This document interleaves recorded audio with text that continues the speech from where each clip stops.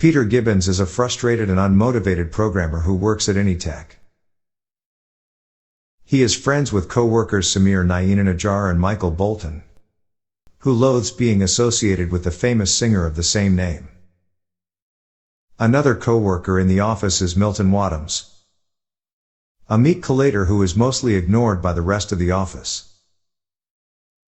The staff suffers under top-heavy, callous management, especially from Initech's vice president Bill Lumbergh, whom Peter hates and avoids confronting.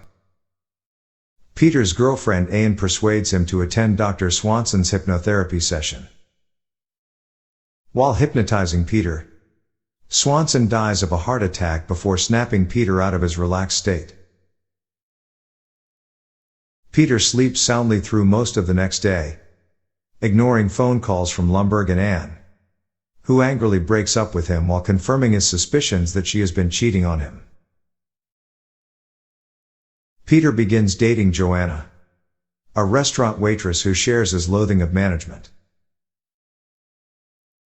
She is required to wear pieces of flair, buttons meant to allow employees to express themselves.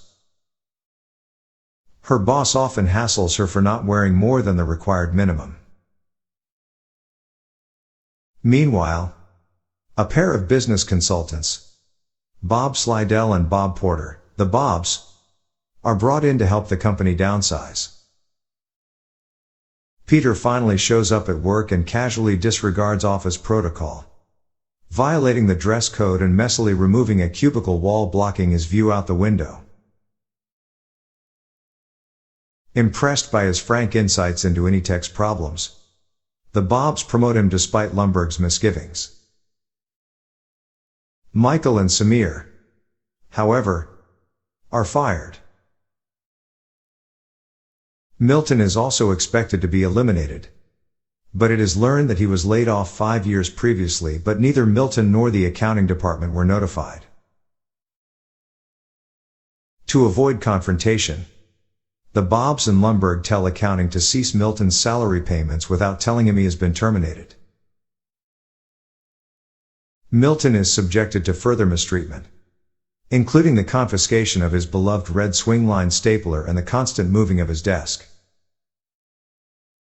Tired of being mistreated, Peter, Michael, and Samir decide to take revenge by infecting Initech's accounting system with a computer virus designed by Michael to divert huge numbers of fractions of pennies into a bank account, a technique that has long been known, described as salami slicing.